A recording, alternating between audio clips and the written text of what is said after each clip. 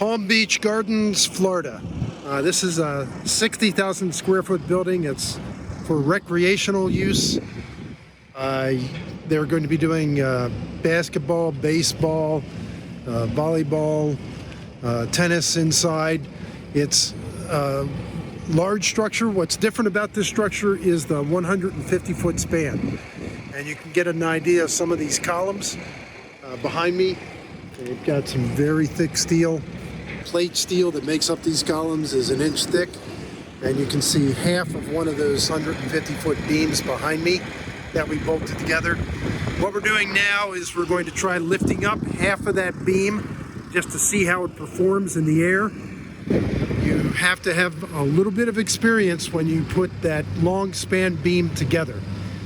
What we do is we've got half of that beam in place and the guys are doing a trial lift just to see how that steel performs when we lift it in the air and make sure that the equipment we have is going to be adequate to lift it up. We can actually do this whole building without cranes. These are 12,000 pound capacity telehandlers with a 56-foot boom on each, and we extended the boom out horizontal to see how far we could extend that load out before it put too much load on the machine, where it made the back tires of the machine light.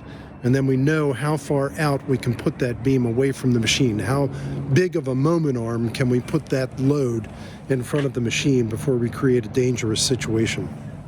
We'll lift up half of the beam with each one of those bolted together in the middle, guy wire it down, lift up the second beam, do the same thing, and then put in all the purlins, all the cross beams, all the flange braces, all the bolts, all of the tension rods to make sure that that is plumb, level, straight, square, and well braced before we build the next bay. And then everything gets built off of that to make sure that it's a safe operation.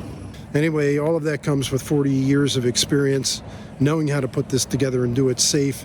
We've fixed many buildings that have collapsed because the erector wasn't aware of those dangers and just didn't have enough experience. So it's important to hire somebody who has the experience and knows how to do this to make sure that you don't lose $10 million worth of steel in a 40-mile-an-hour wind. I'm Reich. I'm the CEO of Reich Construction. I'm an architect and contractor. We design and build these pre-engineered steel buildings across the United States. Call us about your next project.